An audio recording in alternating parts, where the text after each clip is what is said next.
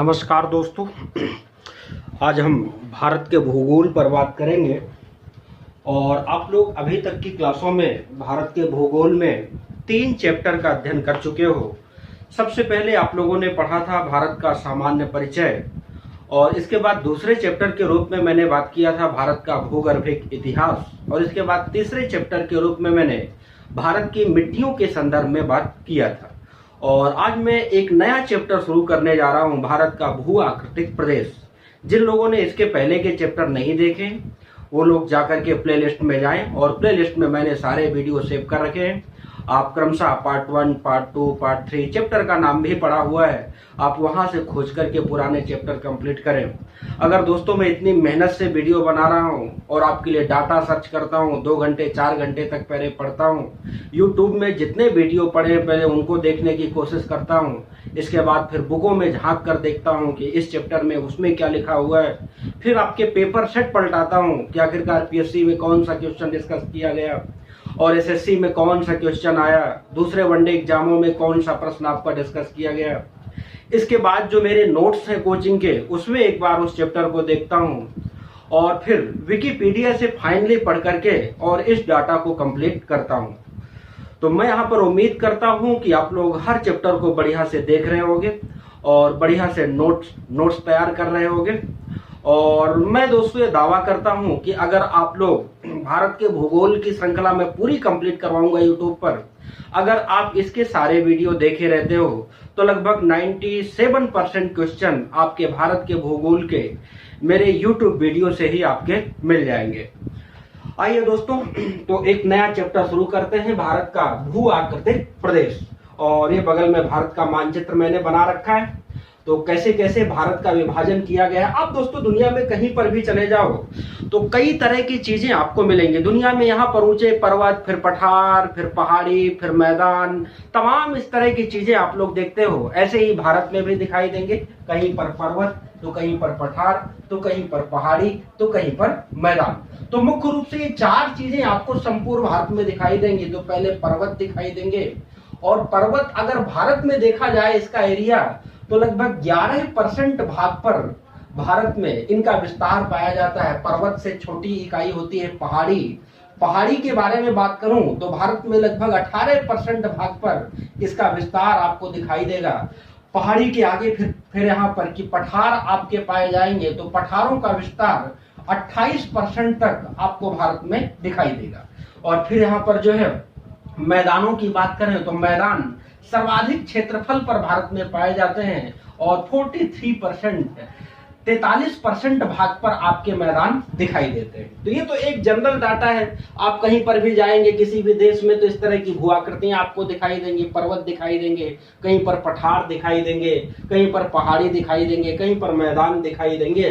तो इसका रेशियो क्या है भारत में, इन चीजों को मैंने आपको यहाँ पर डिस्क्राइब किया है और मैं उम्मीद करता हूं कि आप इनको सबसे पहले लिखोगे और फिर उसके आगे हम लोग देखते हैं। तो भू आकृतिक प्रदेश में जो चीजें हम पढ़ने जा रहे हैं तो लगभग इतने प्रकार की चीजें मिलने वाली हैं और इन्हीं के आधार पर भारत का वर्गीकरण तैयार किया गया है। तो आइए देखते हैं इसके आगे कि भारत का भू आकृतिक प्रदेश का वर्गीकरण कैसे किया गया है।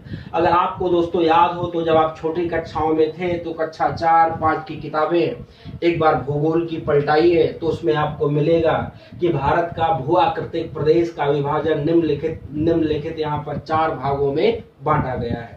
और वो 4 भाग कौन से हैं जिसमें आपका भारत का भू आकृतिक प्रदेश का विभाजन किया गया है। तो 4 में से पहला पार्ट है आपका यहाँ पर उत्तर का पर्वतीय प्रदेश। उत्तर का पर्वतीय प्रदेश। अब उत्तर का पर्वतीय प्रदेश कहां तक फैला हुआ है तो इसमें आप देखेंगे तो लगभग जम्मू कश्मीर वगैरह में देखते हैं हिमालय पर्वत से ढका हुआ है। तो ये वाला एरिया आपका उत्तर का पर्वतीय प्रदेश के अंतर्गत आता है और पूर्वांचल की पहाड़ियां भी इसमें जुड़ी हुई हैं। तो ये पूरा एरिया आप इसमें सम्मिलित कर सकते हो। देखते जाइएगा कैसे मैं क्लासिफिकेशन कर रहा हूं और इसी में हम लोग समझते चलेंगे। तो यहाँ पर मैंने नंबर 1 डाला है तो ये पूरा आपका नंबर 1 का विभाजन है। इसके आगे आएंगे तो और नीचे आइए तो नीचे जैसे ही आएंगे तो उत्तर का विशाल मैदान आपको मिलेगा। उत्तर का विशाल मैदान और मैंने अभी बात किया कि भारत में सर्वाधिक मात्रा में अगर कोई भूआकृतिक इकाई है तो वो आपका विशाल मैदान है। तो इसके नीचे आइए, आप हिमालय पर्वत के नीचे आएंगे या पहाड़ियों के नीचे आएंगे तो ये वाला इलाका आपको यहाँ पर उत्तर का मैदान यहाँ पर फैला हुआ मिलेगा आपको। तो ये हो गया सेकंड नंबर, उत्तर का विशाल मैदान। इसके बाद तीसरे नंबर पर आइए। तो तीसरे नंबर पर दोस्तों प्रायद्वीपीय पठार है आपका, प्रायद्वीपीय पठार। प्रायद्वीपीय पठार, प्रायद्वीपीय पठारों में विस्तार कहां से कहां तक है? तो आप यहाँ पर चीजों को देख पा रहे होंगे, ये पूरा यहाँ पर प्रायद्वीपीय पठार से जुड़ा हुआ है ये हिस्सा, जिसको आप साउथ इंडिया के नाम से भी जानते हो। तो आपका तीसरे नंबर में ये आएगा, तीसरे नंबर में उत्तर का साउथ इंडिया का प्रायद्वीपीय पठार। फोर्थ नंबर पर आइए, तीसरे से फिर चौथे नंबर पर आइए।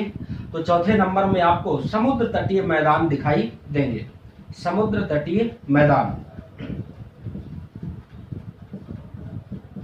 अब समुद्र तटीय मैदानों का विस्तार आप देखिएगा तो ये जो हिस्सा जो मैंने छोड़ रखा है प्रायद्वीपीय पठार के अलावा, ये आपका समुद्र तटीय मैदान के नाम से जाना जाता है। तो इसको आप यहाँ पर फोर्थ नंबर में रखेंगे, ये आपका समुद्र तटीय मैदान के अंतर्गत आएगा। और फिर एक और हम इसमें रख सकते हैं, अन्यथा 4 भागों में ही बांटा हुआ मिलता है किताबों में। 5वें नंबर पर आप भारत के द्वीपों को यहाँ पर रख सकते हो। और भारत के 2 बड़े द्वीप जो यहाँ पर जो है यूनियन टेरिटरी के अंतर्गत सम्मिलित किए गए हैं। तो यहाँ पर अंडमान निकोबार द्वीप समूह, ये आपका इधर है। लक्षद्वीप समूह बंगाल की खाड़ी जो यहाँ पर हिंद महासागर में है, तो एक लक्षद्वीप समूह, इसके बारे में हम डिटेल से अध्ययन करेंगे इसी चैप्टर में। और इसी चैप्टर में देखेंगे अंडमान निकोबार द्वीप समूह के बारे में। तो कुल मिलाकर दोस्तों इस चैप्टर में हमें इस चैप्टर को इतने सब टॉपिक में बांट करके अध्ययन करना है। उत्तर का पर्वतीय प्रदेश, उत्तर के पर्वतीय प्रदेश में हम हिमालय को लेकर के बात करेंगे।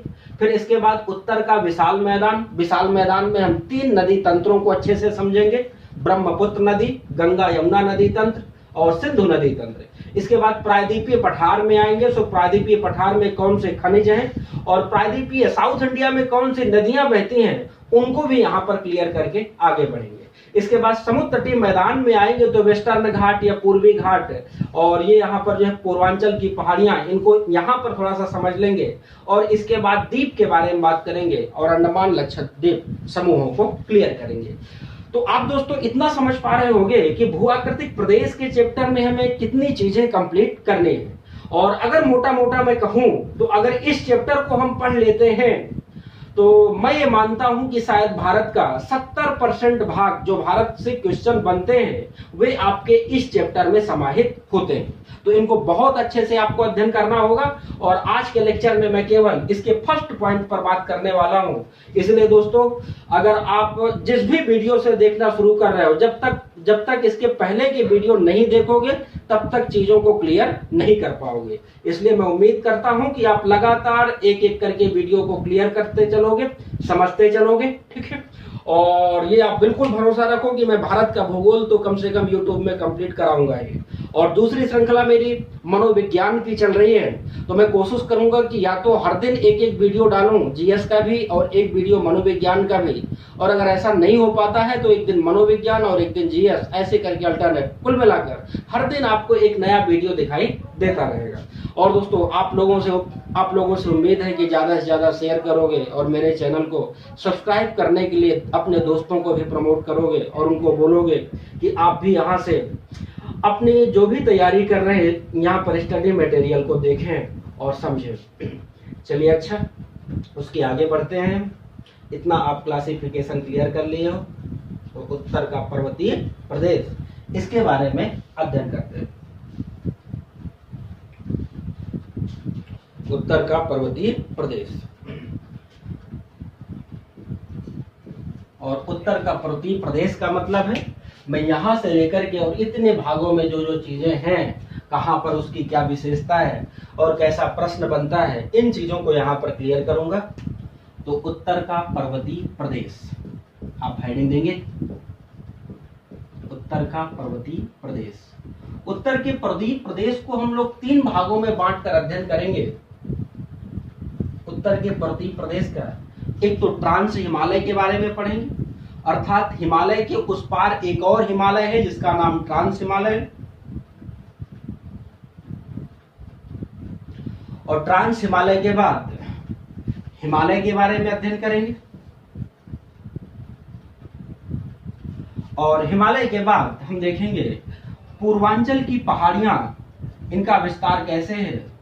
और दोस्तों अगर हो सकेगा तो यहाँ पर पूर्वांचल की पहाड़ियों को मैं जब यहाँ पर भारत के पूर्वोत्तर राज्यों को क्लियर करूंगा तो पूर्वोत्तर राज्यों के साथ इसको जोड़ दूंगा। अर्थात जैसे ही मेरा ये किसी भी किताब को आप देखिए कैसे चैप्टर वाइज डिवाइड किया गया है, तो पूर्वोत्तर भारत में आप आएंगे तो जब मैं 7 राज्यों को सेपरेट रूप में पढ़ाऊंगा तो इस टॉपिक को वहां पर कंप्लीट करवा दूंगा। आपको बस इतना दिमाग में रखना है कि आज के चैप्टर में हमें केवल ट्रांस हिमालय और हिमालय पर बात करनी है।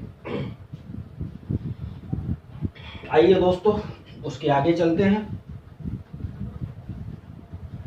तो क्लासिफिकेशन इतना क्लियर रखना, एकदम से कोई नया वर्ड नहीं आ जाता है कि मैं आपको शुरू कर दूं। और फैक्ट पढ़ने वालों की हालत यही होती है कि उनके दिमाग में यही नहीं होता है कि ये चीज कहां से आ गई, और जब उतना नहीं क्लियर होता है तो फिर ज्यादातर चीजें माइंड से निकलना शुरू होते हैं, फिर आप बार बार याद करते हो, बार बार चीजों को भूलते हो।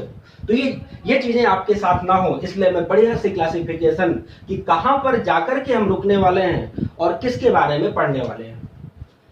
तो ट्रांस हिमालय के बारे में सबसे पहले आते हैं। ट्रांस हिमालय दोस्तों, अगर आपको दुष्यंत कुमार की लाइनें याद आ रही हैं, हो गई है पीर पर्वत सी पिघलनी चाहिए, इस हिमालय से कोई गंगा निकलनी चाहिए, हर सड़क पर, हर गली में, हर नगर, हर गांव में हाथ लहराते हुए हर लाश चलनी चाहिए, मेरी कोशिश है कि ये सूरत बदलनी चाहिए, और तेरे सीने में नहीं तो मेरे सीने में सही हो कहीं भी आग, लेकिन आग जलनी चाहिए। दुष्यंत कुमार ने भी अपनी लाइनों में हिमालय का जिक्र किया है। महाकवि कालिदास ने कुमार संभोम नामक महाकाव्य में लिखा है, उत्तरम यत् हिमाद्रश्चैय महान पर्वतम नाम, कुछ ऐसे करके लाइनों से इनका ये ग्रंथ शुरू होता है। और आप विष्णु पुराण में जाइए तो विष्णु पुराण में भी हिमालय पर्वत का जिक्र है। उत्तरम यत् समुद्रश्च हिमाद्रश्चैव दक्षिणम वर्षम तद भारतम नाम भारती यत्र संतति। तो हिमालय अगर भारत के संदर्भ में देखा जाए तो बहुत महत्वपूर्ण हो जाता है, क्योंकि इसके उत्तर में अगर भारत में हम देखें तो हमारी यहाँ पर अंतरराष्ट्रीय सीमाओं की रक्षा हिमालय पर्वत करता है। तो ये तो थोड़ा सा राजनीतिक बैकग्राउंड और आपके प्राचीन ग्रंथों से कैसे जोड़कर देखा जा सकता है, इस बात को हम लोगों ने किया। अब आइए ट्रांस हिमालय पर बात करते हैं। तो आप जैसे यहाँ पर हिमालय शुरू होता है, एक बार पूरा क्लासिफिकेशन क्लियर करना, तो ऊपर जम्मू कश्मीर के ऊपर जाइए, पामीर ग्रंथि मिलेगी, और पामीर ग्रंथि को ही आप पामीर पठार के नाम से जानते हो, और पामीर का पठार ही विश्व की छत के नाम से जाना जाता है, क्योंकि सर्वाधिक ऊंचाई पर स्थित ये पठार है। पामीर ग्रंथि से ही 3 पर्वत श्रेणियां आपकी निकलती हैं। 3 पर्वत श्रेणियां वो कौन सी हैं उनको समझिएगा कि काराकोरम श्रेणी सबसे पहले, काराकोरम के बाद एक दूसरी श्रेणी है लद्दाख पर्वत श्रेणी, और लद्दाख के बाद आप आएंगे तो यहाँ पर जास्कर पर्वत श्रेणी मिलेगी। इन 3 पर्वत श्रेणियों को ही सम्मिलित रूप से हम क्या नाम देते हैं, ट्रांस हिमालय के नाम से जानते हैं। अर्थात आपको लोकेशन दिमाग में हो जाना चाहिए। अगर इस मैप में आने तो जम्मू कश्मीर के ऊपर पामीर ग्रंथि है, पामीर ग्रंथि से ही आपकी 3 पर्वत श्रेणियां निकली हुई हैं, और इन्हीं तीनों पर्वत श्रेणियों को हम सम्मिलित रूप में किस नाम से जानते हैं, ट्रांस हिमालय। और दोस्तों ये लाइन आप अपने दिमाग में डालकर रखना कि ट्रांस हिमालय नहीं है। जब भी हमारे पेपर में प्रश्न हिमालय से जोड़ करके आएगा तो हम उसमें ट्रांस हिमालय का कोई भी पार्ट सम्मिलित नहीं करेंगे, और अगर ट्रांस हिमालय से ही प्रश्न पूछा जा रहा है तब आप इन 3 पर्वत श्रेणियों का जिक्र करेंगे। इतना क्लियर कर पा रहे हैं? चलिए अच्छा उसके आगे देखते हैं, उसके आगे बढ़ते हैं हम लोग। तो इतना आपके दिमाग में बैठ गया होगा कि पामीर ग्रंथि से 3 पर्वत श्रेणियां निकलते हैं, और तीनों को सम्मिलित रूप से ट्रांस हिमालय के नाम से जाना जाता है। और जैसे ही ट्रांस हिमालय खत्म होगा तो यहाँ पर आपका हिमालय पर्वत दिखाई दे जाएगा, और इस जो हिमालय पर्वत का नाम होगा वो होगा महान हिमालय, जिसको आप हिमाद्री के नाम से भी जानते हो और जिसका नाम यहाँ पर बृहत हिमालय के नाम से भी जाना जाता है। तो ट्रांस हिमालय, जैसे आप मान लीजिए कि चीन से भारत की तरफ आइए, तो चीन से चलते चलते आएंगे तो पहले एक पर्वत श्रेणी यहाँ पर की काराकोरम पर्वत श्रेणी मिलेगी और काराकोरम को पार करके जैसे ही आएंगे तो लद्दाख पर्वत श्रेणी को पार करिए, लद्दाख को पार करिए तो जास्कर मिलेगी, जास्कर के बाद थोड़ा सा गैप मिलेगा और ये जो गैप पड़ा हुआ है इसी को हम यहाँ पर इंडस सांको सचर जोन के नाम से जानते हैं। अर्थात इंडस सांको सचर जोन, सांको को हम एस से पढ़ते तो हैं लेकिन शुरुआत इसकी स्पेलिंग पी से होती है, इतना ध्यान रखिएगा। इंडस सांको सचर जोन। अब दोस्तों एक चीज मैं और आपको यहां पर याद दिलाना चाहता हूं, नहीं पी नहीं है, टी है, टी से शुरू होती है। ITSZ के नाम से इसको जाना जाएगा। क्या नाम दिया जाएगा इसका? ITSZ। और आपके पेपर में आता है कि ITSZ है कहां, तो आपका एकदम सरल सा उत्तर होगा महान हिमालय एवं ट्रांस हिमालय के मध्य जो गैप पड़ा हुआ है, जो मैदान पड़ा हुआ है, जो भ्रंश है, उसी का क्या नाम है? इंडस सांको सचर जोन के नाम से जाना जाता है। और इंडस सांको सचर जोन को भी और हम डिटेल से जो है यहाँ पर डिटेल से देखेंगे। पहले इतना समझे रहिए कि जैसे ही हम ट्रांस हिमालय पार करेंगे तो हिमालय आ जाएगा, ताकि जब मैं हिमालय पढ़ाना शुरू करूं तो आपको लगे कि इसी से जुड़ा हुआ कोई एक पार्ट हम लोग पढ़ना शुरू कर रहे हैं। तो इतना आप लोग क्लियर कर पा रहे होंगे। अब देखो ITSZ है, अगर ITCZ, तो ITCZ आपका भूमध्य रेखीय प्रदेश में स्थित है। और भूमध्य रेखीय प्रदेश में ITCZ वो है कि जैसे साल भर में सूर्य की लोकेशन बदलती है तो भारत वो जो है पृथ्वी के विभिन्न स्थानों पर कभी सूर्य की सीधी किरणें पड़ती हैं, कभी दूसरे स्थान पर सीधी किरणें पड़ती हैं। इसलिए वायुदाब पेटियां यहाँ पर विस्तारित होती हैं या एक जगह से दूसरी जगह हटती हैं। उसका रोल किसका होता है? ITCZ। खैर दोस्तों ये इसलिए बताया कि इन दोनों को एक मत समझ लीजिएगा। ITSZ ट्रांस हिमालय और महान हिमालय के बीच है और ITCZ आपका भूमध्य रेखा में पाया जाता है। चलिए अच्छा, इतना आप क्लियर कर पा रहे होंगे। उसके आगे बढ़ता हूं मैं और लास्ट में निष्कर्ष स्वरूप मैं सारी चीजें एक साथ मर्ज कर दूंगा जिससे आप आसानी से चीजों को समझ सकेंगे। तो काराकोरम श्रेणी आप लोग हेडिंग देंगे, काराकोरम श्रेणी। और काराकोरम श्रेणी से कौन से प्रश्न बनते हैं ये आपको दिमाग में रखना है। तो देखिए पहला प्रश्न तो ये है कि ये ट्रांस हिमालय की सबसे उत्तरी पर्वत श्रेणी है। उत्तरी पर्वत श्रेणी किसकी उत्तरी पर्वत श्रेणी? ट्रांस हिमालय की उत्तरी पर्वत श्रेणी। अब आपके दिमाग में प्रश्न आएगा कि अगर पामीर ग्रंथि से निकली है तो क्या इसका विस्तार भारत में भी है? हाँ बिल्कुल है। जम्मू कश्मीर से होकर के ये आपकी गुजरती है। ये पर्वत श्रेणी जम्मू कश्मीर से होकर के गुजरती है और जम्मू कश्मीर में ही एक ऊंची चोटी है जो भारत की सबसे ऊंची चोटी है, जिसको हम यहाँ पर K2 के नाम से जानते हैं या गाडविन ऑस्टिन के नाम से जानते हैं। वो भी आपकी इसी पर्वत श्रृंखला पर स्थित है, K2 या गाडविन ऑस्टिन। और गाडविन ऑस्टिन की ऊंचाई दोस्तों 8,611 किलोमीटर है। 8,611 किलोमीटर। यह विश्व की माउंट एवरेस्ट के बाद दूसरी सबसे ऊंची चोटी आपकी K2 मानी जाती है। दोस्तों साल 2017 में एक बार फिर से हिमालय पर्वत में जो जो ऊंची चोटियां हैं उनकी ऊंचाई नापने के लिए भारत सरकार और नेपाल के सहयोग से काम शुरू हुआ था, लेकिन अभी तक पूरा नहीं हो पाया है। जो भी नया डाटा आएगा तो इसमें थोड़ा सा बदलाव आपको दिखाई देगा, तो आने वाले समय में आपको इतना चेंज करना होगा। चलिए अच्छा, तो इतनी दो बातें आप इसमें याद रखेंगे, ठीक है, कि ये सबसे उत्तर में है ट्रांस हिमालय के और भारत के जम्मू कश्मीर से भी होकर जाते हैं और जम्मू कश्मीर में K2 या गाडविन ऑस्टिन नाम की चोटी यहाँ पर स्थित है। एक पॉइंट और यहाँ पर दिमाग में रखिएगा कि आर्कटिक एवं यहाँ पर आर्कटिक एवं अंटार्कटिक इन क्षेत्रों को छोड़ दीजिए। आर्कटिक एवं अंटार्कटिक यहाँ पर ज्यादातर ग्लेशियर है, बर्फ पड़ी हुई है। इनके अलावा अगर कहीं पर ज्यादा ग्लेशियर है तो आपकी इस चोटी पर है, इस पर्वत श्रृंखला पर है। तो ज्यादातर हिमानियां यहाँ पर पाई जाती हैं आर्कटिक अंटार्कटिक के बाद। अब हिमानियों में ही कौन कौन सी हिमानियां हैं उनको थोड़ा सा देखिएगा आप यहाँ पर, कौन कौन सी हिमानियां इसमें आ सकती हैं। तो एक तो दोस्तों आप जानते हो नुब्रा घाटी पड़ती है जम्मू कश्मीर में और इसी नुब्रा घाटी में ही सियाचिन ग्लेशियर स्थित है, सियाचिन ग्लेशियर। और सियाचिन ग्लेशियर के बारे में आप जानते हैं कि यह दुनिया का सबसे सर्वाधिक ऊंचाई पर स्थित युद्ध का मैदान के नाम से जाना जाता है। तो सियाचिन ग्लेशियर के बारे में भी आप एक पॉइंट दिमाग में रखेंगे। और ये कहाँ पर है, तो नुब्रा घाटी में है, श्रृंखला में है। तो ट्रांस हिमालय की काराकोरम पर्वत श्रेणी के अंतर्गत आपका ये आता है नुब्रा घाटी, जहां पर सियाचिन ग्लेशियर स्थित है। एक और है आपका शिकार घाटी, शिकार घाटी, वो भी यहीं पर पड़ती है। और शिकार घाटी में बियाको तथा बाल्टेरो हिमनद है, बियाको एवं बाल्टेरो हिमनद,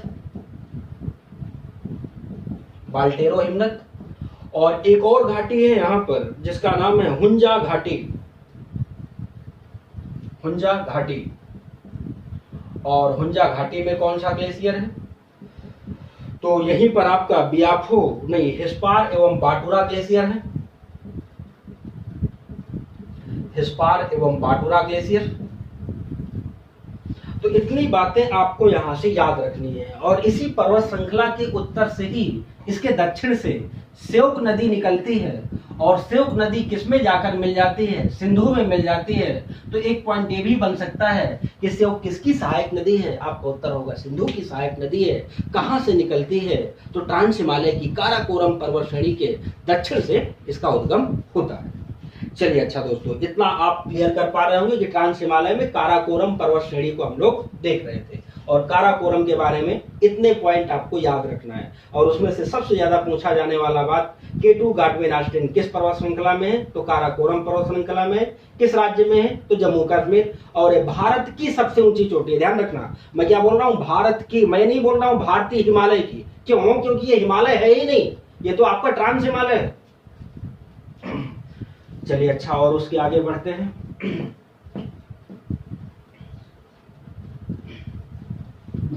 काराकोरम पर्वत श्रेणी के बाद एक दूसरी पर्वत श्रेणी पर आई है लद्दाख पर्वत श्रेणी। लद्दाख पर्वत श्रेणी, लद्दाख का नाम तो सुने होंगे। लद्दाख को अभी भारत का यूनियन टेरिटरी भी बनाया गया है, केंद्र शासित प्रदेश भी बनाया गया है। और ये आपका जम्मू कश्मीर प्रांत में है। और इसी के नाम पर एक पर्वत श्रृंखला का नाम भी लद्दाख पर्वत श्रृंखला पड़ा है। लद्दाख को आप जैसे ही आप आगे की तरफ बढ़ाओगे तो कैलाश पर्वत भी यहीं पर मिल जाएगा।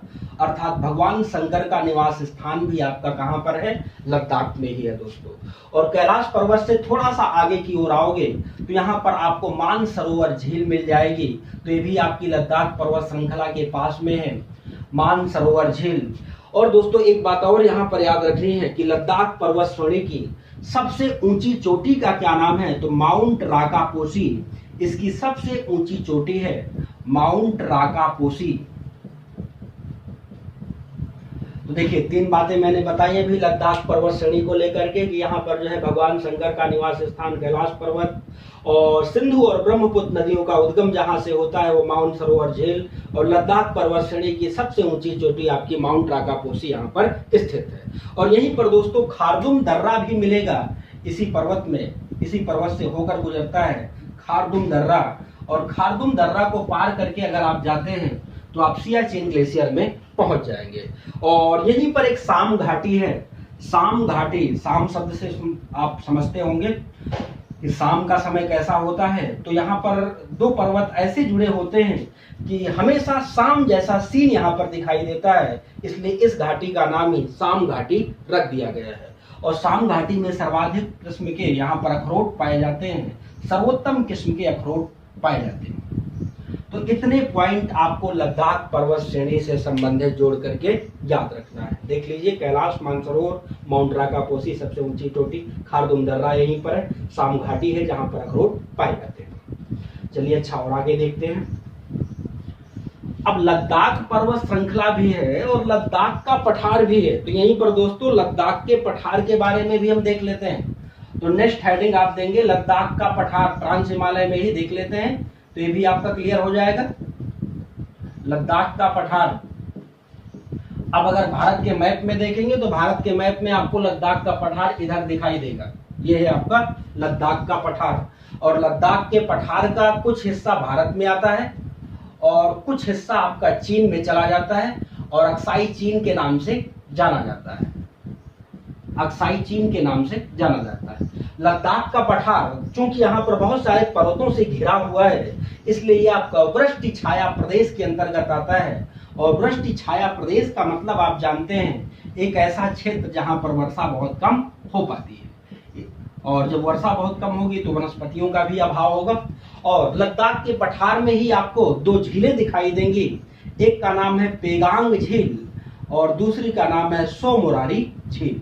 पेगांग झील ये आपकी भारत और चीन की सीमा पर है, और सोमोरारी झील ये भारत की मीठी झीलों के अंतर्गत आती है। सोमोरारी झील जम्मू कश्मीर राज्य को जब हम डिटेल से पढ़ेंगे तब हम लोग इसको देख लेंगे, और अभी जो 370 हटा है उसके संदर्भ में भी बात कर लेंगे, तो उसका परिप्रेक्ष्य दूसरा होगा, भौगोलिक आधार से निकलेंगे और एक बार सारे विषयों को मर्ज करके राज्य वाइज पूरा डाटा हम लोग यहाँ पर कलेक्ट कर लेंगे। तो इतनी बातें आप लोग यहाँ पर क्लियर रखेंगे कि पेगांग झील है और सोमोरारी झील है, और यहीं पर सबसे ऊंची वेधशाला भी लद्दाख के पठार में लगाई गई है। सबसे ऊंची वेधशाला, वेधशाला आप जानते हैं किसे कहते हैं? वेधशाला जहां से सूर्य, चंद्रमा, तारे इनके बारे में कुछ जानकारी इकट्ठा की जा सके उसको हम वेधशाला कहा करते हैं। जैसे अगर याद हो तो मिर्जा राजा सवाई जयसिंह ने भारत के बहुत सारे जगहों पर 5 जगहों पर जंतर मंतर की स्थापना करवाई, और उन जगहों पर वेधशाला ही बनाई गई थी जहां से खगोल के बारे में अध्ययन किया जा सके। तो सर्वाधिक ऊंचाई पर स्थित वेधशाला कहाँ है? तो आपका उत्तर होगा कि लद्दाख के पठार में। और लद्दाख के पठार में भी एग्जैक्ट लोकेशन कौन सी है? पुगा घाटी। पुगा घाटी में सबसे ऊंची वेधशाला आपकी स्थित है। तो एक पॉइंट दोस्तों यहां से आप ये याद रखेंगे, और एक दूसरा पॉइंट कि भारत का प्रथम भूतापीय ऊर्जा संयंत्र कहां लगाया गया, तो वो भी आपका लद्दाख के पठार में लगाया गया था। भारत का प्रथम भूतापीय ऊर्जा संयंत्र ये आपका कहां लगाया गया? तो लद्दाख के पठार में लगाया गया। भूतापीय जानते होंगे कैसे यहाँ पर एनर्जी जनरेट की जाती है, भूतापीय ऊर्जा संयंत्र। छोटी परीक्षा से लेकर के बड़ी सी बड़ी परीक्षाओं के लिए आप इस चैप्टर को देखेंगे तो कोई भी बात मैं इसमें छोड़ने वाला नहीं हूँ। अभी हम ट्रांस हिमालय में काराकोरम श्रेणी पढ़े, काराकोरम के बाद लद्दाख श्रेणी, और लद्दाख शब्द आया तो वहीं पर लद्दाख के पठार को क्लियर कर लिए। लद्दाख के पठार में देखा तो 2 भागों में बांटा गया इसको, कुछ हिस्सा भारत में आता है, कुछ हिस्सा यहाँ पर अक्साई चीन में आता है, और एक प्रकार का वृष्टि छाया प्रदेश है। यहीं पर 2 झीलें, एक पेगांग झील है, एक सोमोरारी झील है। सर्वाधिक ऊंचाई पर स्थित वेधशाला यहीं पर मिलेगी, और भारत का प्रथम भूतापीय ऊर्जा संयंत्र भी आपको यहीं पर स्थापित मिलेगा। तो इतनी चीजें आपको यहाँ से क्लियर रखनी है। अब आइए दोस्तों नेक्स्ट पर्वत श्रृंखला पर चलते हैं।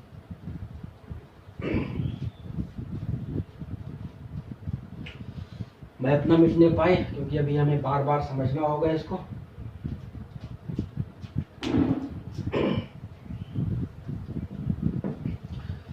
अब आइए जास्कर पर्वत श्रेणी पर बात करते हैं। तो जास्कर पर्वत अगर देखा जाए तो ट्रांस हिमालय की सबसे दक्षिणी पर्वत श्रृंखला है। ट्रांस हिमालय की सबसे दक्षिणी पर्वत श्रृंखला है। एक पॉइंट तो आप खुद बना लेंगे अगर लोकेशन से निकालना चाहेंगे। और लद्दाख और जास्कर, इसके पहले लद्दाख मिला था, तो इन दोनों के मध्य से होकर के ही आपकी सिंधु नदी गुजरती है। इस पॉइंट को यहाँ पर याद रखना। अभी जब सिंधु नदी आएगी तो मैं उस पर जिक्र करूंगा। सिंधु कहाँ से निकलती है उसके साथ हम लोग यात्रा करने की कोशिश करेंगे। तो लद्दाख और जास्कर के मध्य से आपका सिंधु नदी होकर के गुजरती है। तो ये आपको 2 पॉइंट यहाँ से याद रखना है, और इसके अलावा इसमें कोई पॉइंट नहीं बनता है। ठीक है कि ट्रांस हिमालय की दक्षिणी पर्वत श्रृंखला है और लद्दाख और जास्कर के मध्य से सिंधु नदी आपकी गुजरती है। अब उसके आगे आइएगा, उसके आगे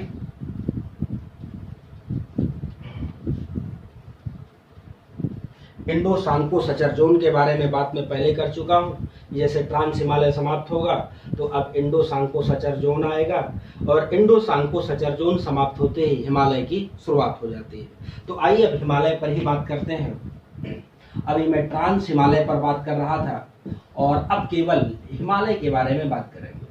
और हिमालय को हिमाद्री कहा जाता है, और हिमालय का शाब्दिक अर्थ बर्फ का घर भी होता है। और महाकवि कालिदास ने इसको जो है यहाँ पर जो है धरती के मानदंड के रूप में स्थापित किया है, और सभी पर्वतों के राजा के रूप में इसको देखा जाता है। ठीक है, हिमालय पर्वत को। तो हिमालय पर्वत को पहले हम सबसे पहले देखेंगे कि ये बना कैसे। हिमालय पर्वत का निर्माण कैसे हुआ, बना कैसे। और इसी में देखेंगे कि हिमालय पर्वत के पश्चिम में ये आपका ज्यादा मोटा है, जबकि पूर्व में ये कम यहाँ पर सकरा है। तो पश्चिम और पूरब में इसके आकार को लेकर के ऐसा अंतर किया हुआ। और इसके बाद देखेंगे नेपाल की तरफ से जाएं आप या चीन की तरफ से जाएं तो हिमालय पर्वत का ढाल बहुत मंद है, जबकि भारत की तरफ से ढाल तीव्र है। अर्थात ये ढाल में बदलाव ऐसा क्यों आया है, इसके बारे में देखेंगे। इसके बाद एक तीसरी बात क्लियर करेंगे कि हिमालय पर्वत दोनों ओर से झुक क्यों गया है। यहाँ पर पाकिस्तान की तरफ देखें या वहां पर म्यांमार की सीमा जहां से लगती है वहां पर भी नीचे की ओर झुका हुआ है, तो इसका झुकाव क्यों है, इस बात को भी हम लोग क्लियर करेंगे। तो ये यहाँ पर हिमालय के बनने को लेकर के बात, और किन किन देशों में फैला हुआ है, इस बारे के किन किन देशों में इसका विस्तार है, इसको भी यहाँ पर क्लियर करेंगे। और इसके बाद देखेंगे हिमालय पर्वत का विभाजन, अर्थात संपूर्ण हिमालय को पढ़ना है तो हम कैसे कैसे क्लियर करेंगे। तो खैर पहले हम इतनी बातों को क्लियर कर लेते हैं, फिर आते हैं हिमालय पर्वत के विभाजन पर।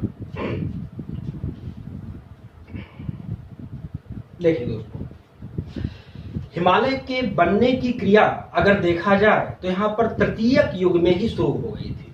तो हिमालय आपका बना कब, तो आपको एक बात दिमाग में याद रखनी है। मैंने भूगर्भिक इतिहास में एक युग बताया था, तृतीयक युग। और तृतीयक युग में ही एक हलचल होती है जिसको यहाँ पर अल्पाइन हलचल के नाम से जाना जाता है। तो अल्पाइन हलचल के समय पर ये आपका हिमालय पर्वत बनकर के तैयार हुआ था।